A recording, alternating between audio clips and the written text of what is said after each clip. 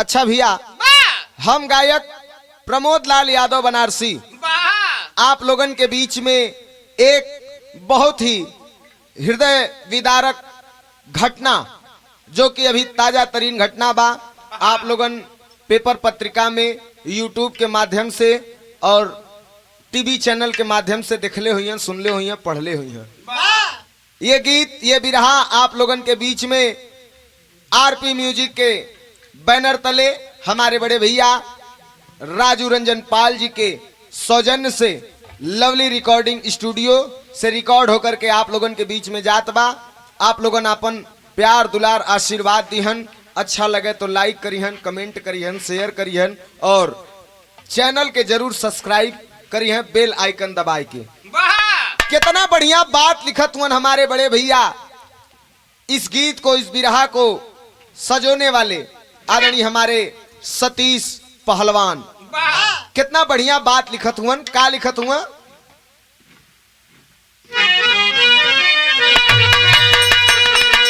चंद मिनटों में क्या होगा कुछ ना पता, करता घमंड मानव जीवन पे अपने, जीवन ये पानी का है बुलबुला, क्षण में ही तो टूट जाते हैं सपने, सबसे ऊंचा बलिकाल माना गया, पड़ी दृष्टि जिस पर न बचती निशानी, क्या कहूँ कुछ कहा नहीं जाता है अब, रो पड़े कभी सतीश लिखते कहानी।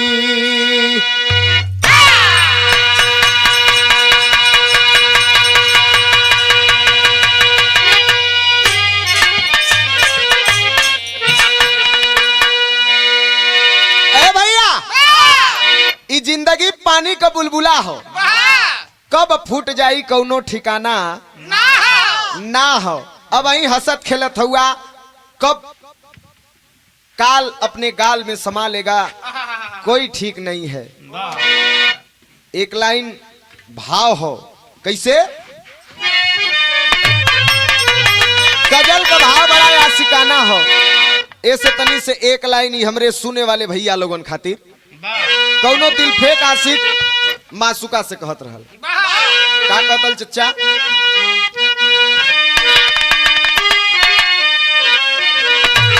यह कलश कि जो अपनी खुशी से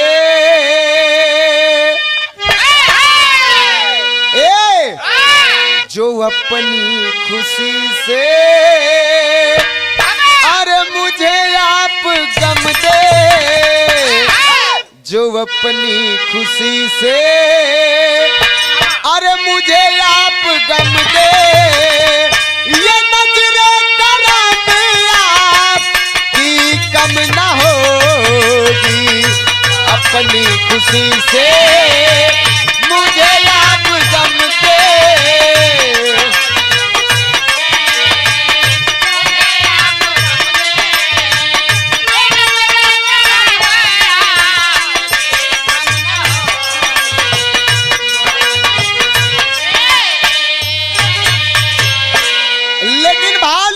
कवि जी, ये इंसान अगर धरती पे आयल है तो ई कटु सत्य है, जे आयल है ओके जाना भी है, ई कटु सच्चाई है। जीवन है तो मृत्यु है, सुख है तो दुख भी है, एक दूसरे का पूरक हुआ। का लिखत हुआ भैया?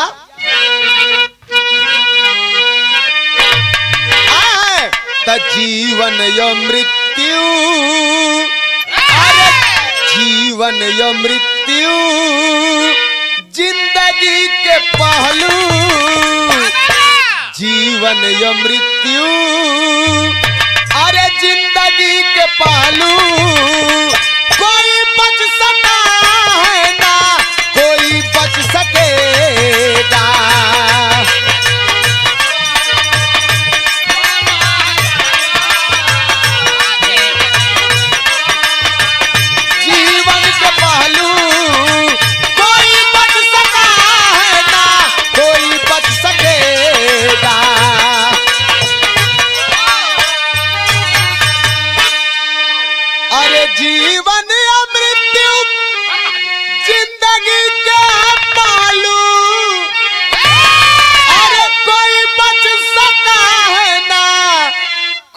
बच सकेगा।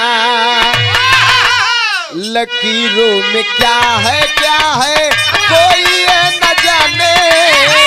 लकीरों में क्या है कोई ये न जाने। कोई भी रहा ना कोई भी रहेगा।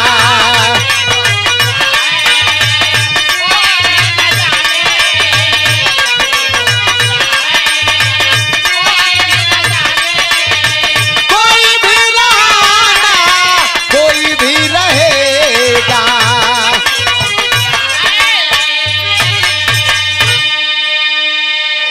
ए भैया, लकीरों में क्या है कोई भी न जाने। कोई यहाँ रह ना आयल हो, जे आयल हो सबके एक दिन जाना हो। ई काल हो, केहू के खियाए के मारला तो केहू के बिना खियौले मारेला। ओके जैसे आदेश मिली तैसे उ लेके जाई। लेकिन कहानी हो कैसे।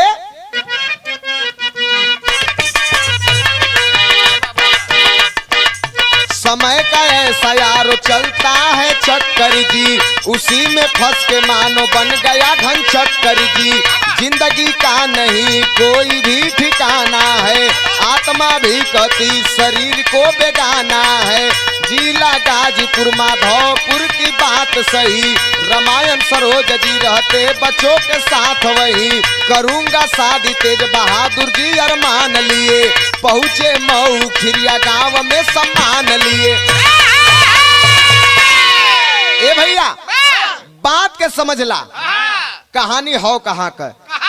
उत्तर प्रदेश के अंदर एक जिला, जिस जिला को शहीदों की धरती कहा जाता है, गाजीपुर। और वही गाजीपुर जिला के अंतर्गत माधवपुर गांव। और वही माधवपुर निवासी रामायण सरोज जी अपने पुत्र तेज बहादुर सरोज की शादी तय किए हैं मऊ जिला में क्षेत्र रानीपुर के खिरिया गांव में नंदू सरोज जी का बिटिया खुशबू सरोज के साथ शादी तय हो गई। जब शादी तय हो गई जब तय हो गई तो दोनों पक्ष में, वर पक्ष और कन्या पक्ष में, आप लोगों ने देखत हुई कि शादी का जब माहौल होला तो घर में खुशहाली आ जाले। वही तरह तेज बहादुर सरोज का जब शादी तय हो गई खुशबू सरोज के साथ, घर में खुशी का माहौल हो गया। शादी के दिन नियराय गई हो। दोनों पक्ष आपस में डिसीजन लेहलन। दोनों लोग के सहमति से, रजामंदी से वही गाजीपुर के अंतर्गत महाहर धाम, वही मंदिर पर शादी होवे का दोनों लोग का रजामंदी हो गई। जब शादी का रजामंदी हो गई तो शादी वाले दिन का भाव हो, कवि जी लिखत हुन का।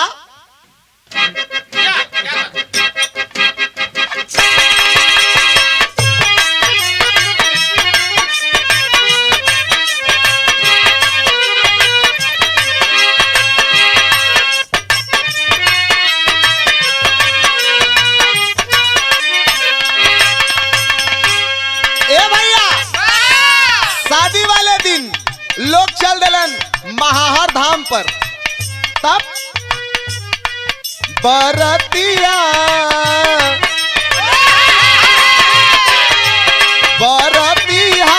चली पड़े मंदिर पे। बरतिया चली दिले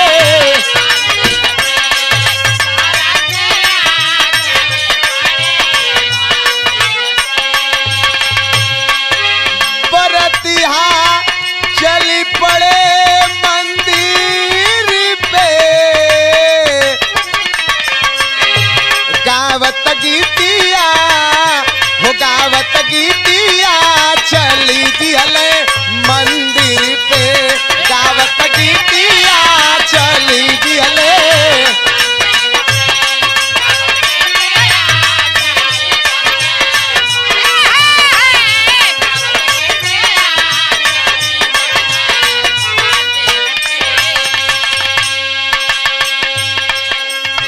वर पक्ष पहिले पहुंची गईला धाम हो।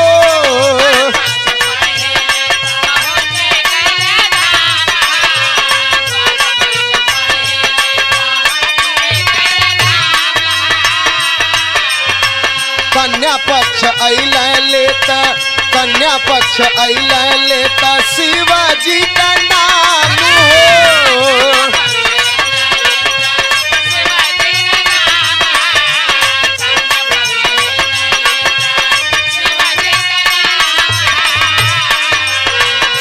काल का फेरा चलल, काल का फेरा चलल, लौका दिनवा रतिया बरतिया, अरे बरतिया चली पड़े मंदिर पे, बरतिया चली पड़े।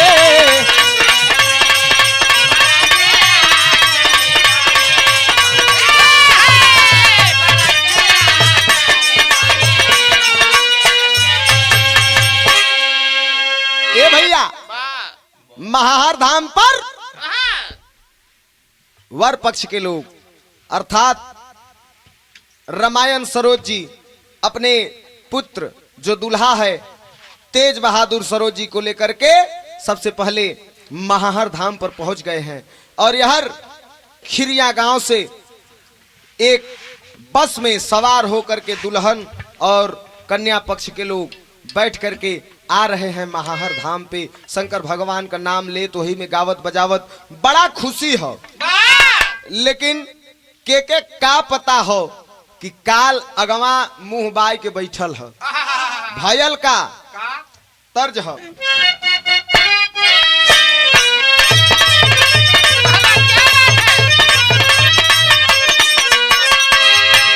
ए भैया, भगवान कब कवन खेला करी है केहू जानत ना हो। हंसी खुशी सब लोग बस में आवत हो। अरे विधान का चक्कर चली, अरे विधान का चक्कर चली, कोई जाने नहीं, आयो रामा कोई जाने नहीं। अरे भैया हो कोई जाने नहीं, भैया हो कोई।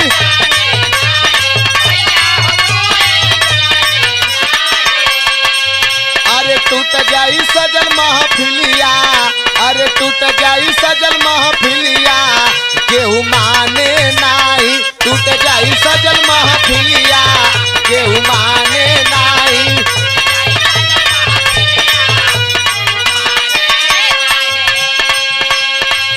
ए भैया, बस धीरे धीरे जब आ गई हो महाहर धाम के थोड़ा पहले 3 दिवसीय मेला लगता है उस मंदिर पे। थोड़ा दूरी पे पुलिस कर्मियों द्वारा बस को रोका जाता है, और जब बस को रोका गया तो पुलिस ने बताया कि इस रास्ते से मत जाइए, एक दूसरा रास्ता बताए, और उस रास्ते से बस को घुमा के लोग लेके चल देलन। तो अगवा जब गईलन तो अगवा रहल का रहल, अरे 11,000 वोल्टेज वाला, अरे 11,000 वोल्टेज वाला हाई टेंशन तरवा।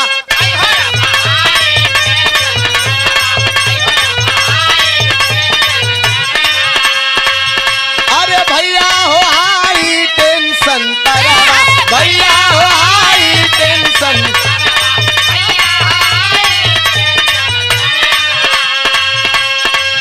अरे सज गईल बसिया जाके, अरे सज गईल बसिया जाके, केहू बची है नहीं।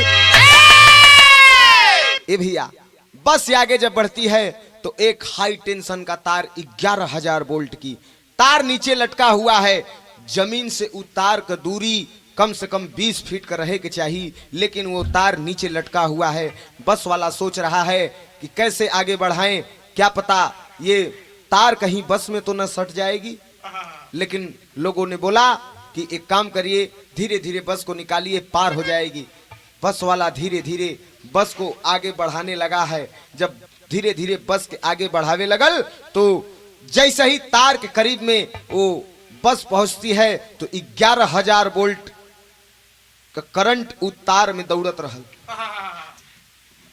कुछ दूरी रही आदमी तब वो घींच ले चुंबक की तरह, बस में सट जाती है वो तार और तुरंत आग लग जाती है। अरे बाप रे बाप, अफरा तफरी मच गई, धू धू करके बस जले लगल। और जब जले लगल तब भयल का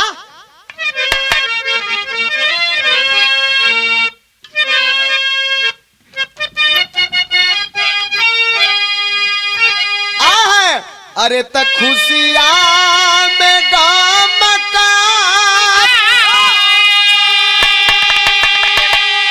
अरे बदरिया हो छाई गईली। अरे मुहबाए काला खड़ा सोझनी रे मोहिया। अरे अगिया लगल बस में चीख चिल्लाहट मचल। अरे जनवा बचावे खातिर सुझन उपैया।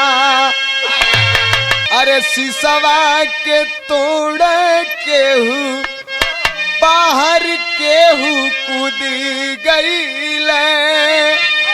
अरे अगिया के रूपा में आइल दुख दैया। ए भैया, बस में आग लग जाती है और वो दुल्हन खुशबू सरोज बस में से एकाएक कूदती है बाहर। वो बच जाती है और अपने तुरंत दुल्हन वाले वस्त्र को निकाल के फेंक देती है और उस बस में से लोगों को खींच के बाहर निकालना शुरू कर दिया। वही बस में उस दुल्हन की माँ बाहर खिड़की से कूदी है और खिड़की से कूदी है लेकिन घायल होकर के बाहर निकली। उसका एक हाथ झुलस गया। उसी बस में उस दुल्हन की माँ भी थी, आसपास पड़ोस के लोग भी थे। जब तार लटकल देखलन तो ओमन से कुछ पुरुष नीचे भी उतर गल हलन और कुछ महिला और बच्चे उस बस में बैठे थे। जब आग लग गयल तो केहू शीशा तोड़त हो तो केहू बहरे कूदत है। लेकिन जब करंट बस में दौड़ रहा है और आग लग गई, धू धू करके बस जलने लगी है, जैसे लग रहा है कि सामने श्मशान घाट बन गया। तब कवि जी लिखलन का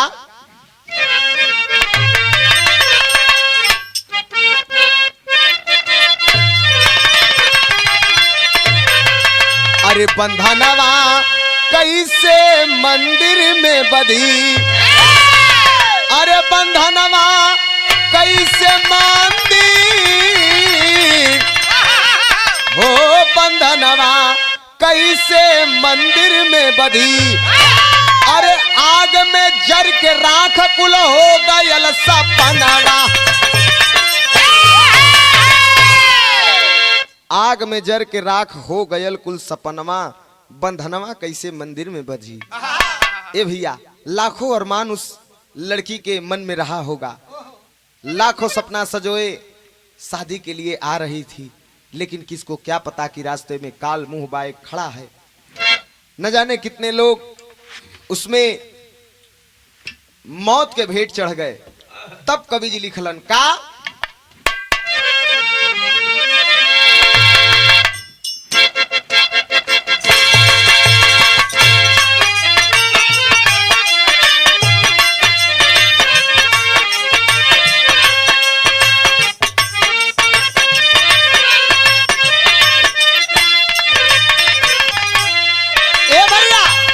बस में आग लगल है, बस जल रहल है।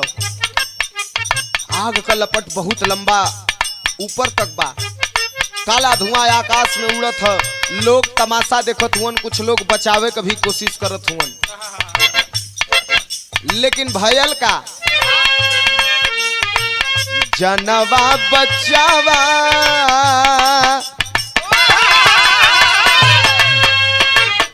जनवा बचावा बस आवाज सुना ले रामा।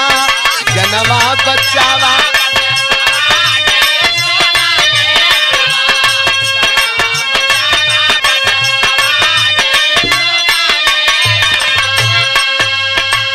केहू के न कवनो रास्ता सुझले रामा।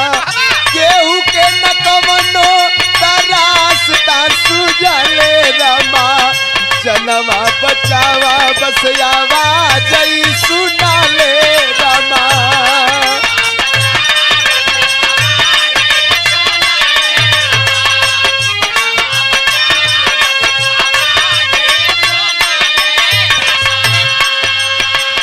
बसिया के भीतर जाबा पहुँचल गिनिया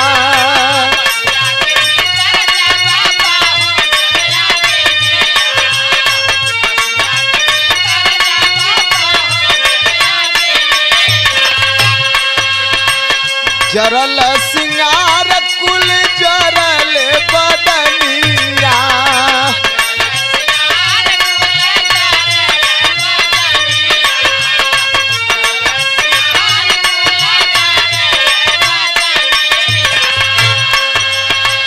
कौनो नाही केहू के तपतिया सुझले रमा कौनो नाही केहू के तपतिया सुझले रमा जनवा बचाला बसयावा जई सुनाले रमा जनवा बचाला बस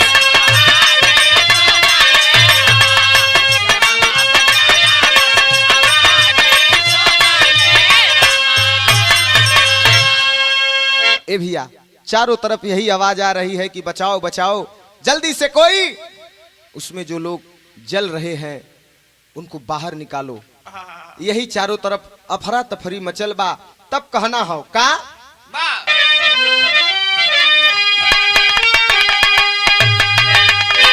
अरे के कर जगत में का बाटे लिखनिया भैया मालूम ना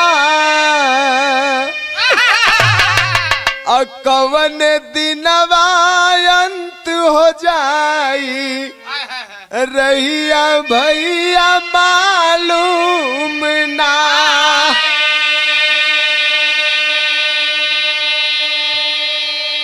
अरे दर्जन लोगन से ऊपर तब आग में जल मर गईले हो अब बस के अंदर आसमान जस हालत भैया भैले हो।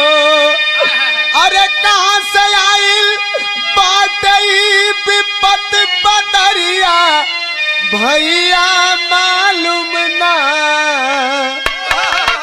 कवन दिनवा अंत हो जाई रहिया भैया मालूम ना।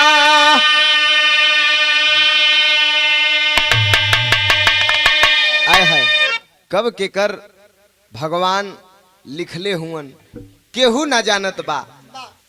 ये इंसान मात्र कठपुतली है और ये धरती रंगमंच है और जितने इंसान हैं नर नारी किन्नर सब एक ड्रामा टाइप पात्र हैं और वो भगवान के हाथ में डोर है। कब किसकी कैसे पर्दा गिरेगा वो विधाता ही जानता है। डायरेक्टर वही है, डायरेक्टर प्रोड्यूसर सब वही है।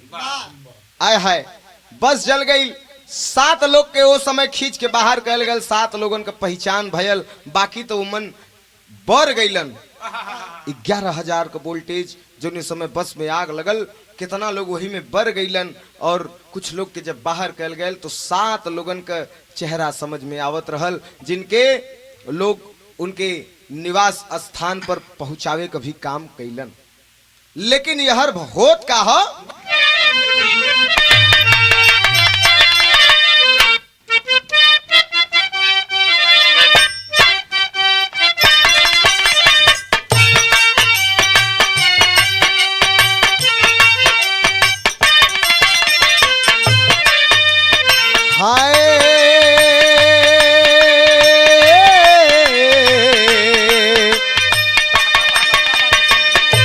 लसियन का लागल खारी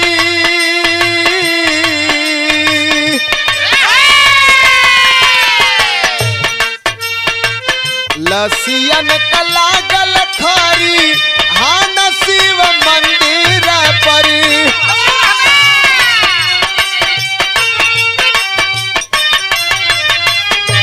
कया चित जरा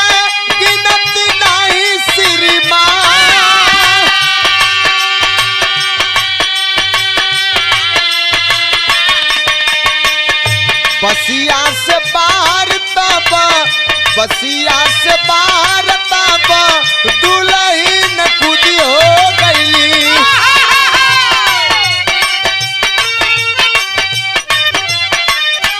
लिखल का बभगिया में जाने ना जहान।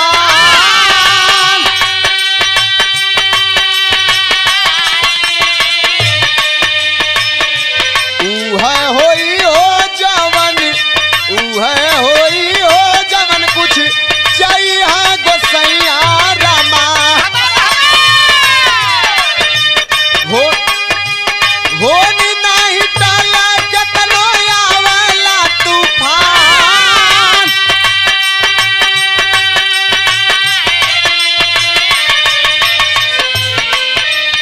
आए है उस बस में न जाने कितना मतारी बिटिया मौत के भेंट चढ़ गई।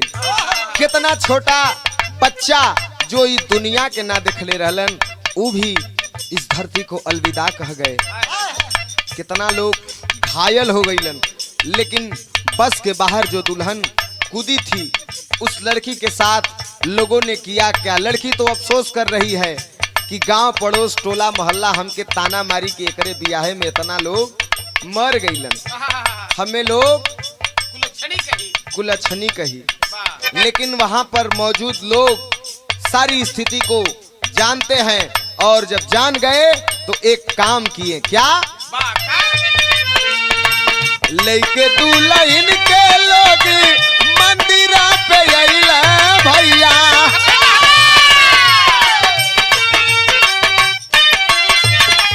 कैला बार पाँच सामाजिक समाधान।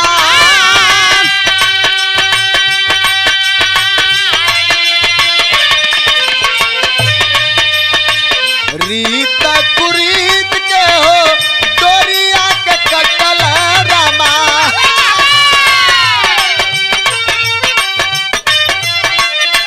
भइला सिंदूरदान वही मंदिर दरम्यान।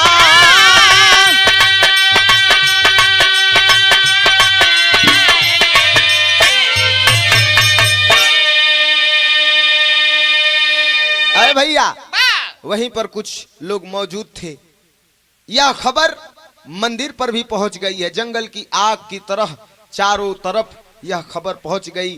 कुछ पत्रकार मीडिया साथी लोग पहुंचते हैं और उसको कैप्चर कर लिए। लेकिन उस लड़की को लेकर के लोग पहुंचते हैं महाहर धाम मंदिर पर और उस लड़के के सामने जब सारी बात पता चली है तो सारी रीति रिवाजों को मद्देनजर रखते हुए मात्र सिंदूरदान उस लड़की के मांग में एक चुटकी भर सिंदूर भरल गया। बस सिंदूरदान हुआ और वो लड़की ससुराल आई और ससुराल से वापस अपने फिर मायके अपने नैहर में गई क्योंकि वहां पर दुख पड़ा था। वहां पर गई है। ए भैया बड़ी लोग मौत के भेंट चढ़ गए। कवि जी लिखत हुआ का बड़ा कोटेशन पूर्ण लाइन है का।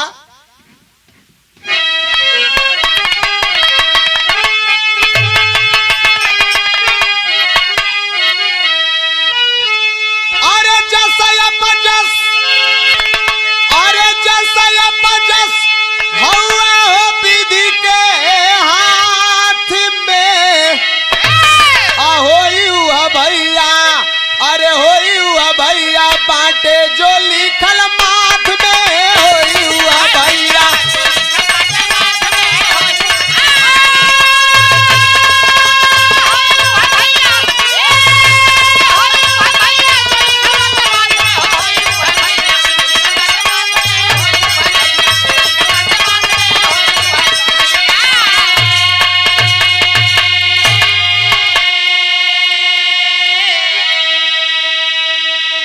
भैया जस अपजस ये सब भगवान के हाथ में हो। लाख आदमी चतुराई करे लेकिन वह होई जवन भगवान के लिखल बा, जवन भगवान के मंजूर बा। ए भैया जो मृत्यु के भेंट चढ़ गए, उत्तर प्रदेश सरकार द्वारा ऐलान किया गया कि मृतकों को 5 लाख रुपया और जो घायल हैं इस घटना में उनको 50,000 की राशि देने का ऐलान उत्तर प्रदेश सरकार ने किया है। रुपया पैसा आई लेकिन खत्म हो जाई भैया, लेकिन जेकरे घरे का कोई इंसान इस धरती के छोड़ के अलविदा हो गया वो दोबारा वापस नहीं आएगा। पैसा तो आई लेकिन वो खुशी दोबारा नहीं आएगी। कवि जी लिखत हुआ का, अरे कैला सिंदूरदान दुल्हा रीतिया निभाई, खुशबू सरोज के दुल्हन बनाई।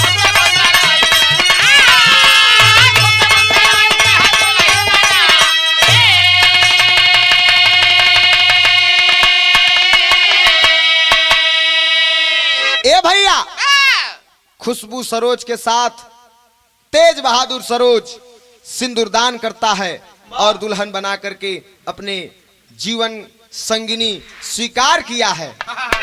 लेकिन ये देखा बड़ा चोटिल लाइन, बड़ा गहराई में डूब के इस लाइन के हमरे सतीश पहलवान भैया लिखलन का,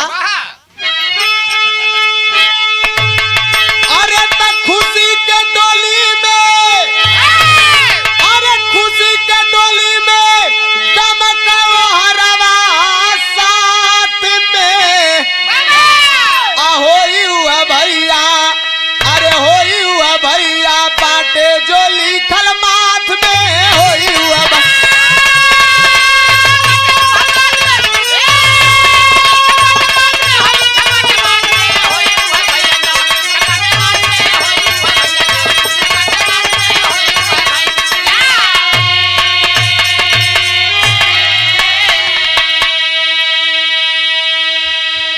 आज के पेपर पत्रिका में 13 मार्च 2024 आज के पेपर पत्रिका में साफ साफ अक्षरों में छपा हुआ था कि उत्तर प्रदेश सरकार ने जो घोषणा किया था 5 लाख रुपया मृतकों को और घायलों को 50,000 रुपया की राशि एवं दवाई उपचार फ्री। आज अखबार में निकला कि 5 लाख रुपया मृतकों के अकाउंट में डाल दिया गया है एवं 50,000 घायलों के अकाउंट में डाल दिया गया है और सारा ट्रीटमेंट इलाज मुफ्त में चल रहा है। तो किसकी गलती है, इसकी जांच कड़ी निगरानी के साथ भारत सरकार से निवेदन है कि किया जाए और जो दोषी हो उसको सजा मिलनी चाहिए। साथ साथ हम गायक कलाकार, हमारे स्टूडियो के ऑनर और यूट्यूब चैनल के हमारे निर्माता जी, आप सब के साथ में हम कलाकार जो मृत्यु के भेंट चढ़ गए, उस खुशी में गम की लहर दौड़ गई, उन मृतकों को हम लोग अपनी तरफ से सच्ची श्रद्धांजलि अर्पित करते हैं। मालिक दिवंगत आत्मा को शांति प्रदान करे। और कहना है,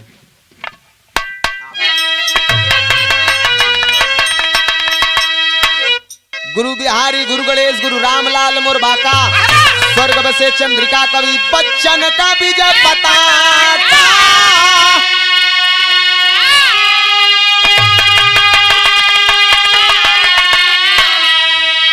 अरे बंधनवा कैसे मंदिर में बधी, बंधनवा कैसे मंदिर में बधी, प्रमोद कवि सतीश चूमा सदगुरु के चरण।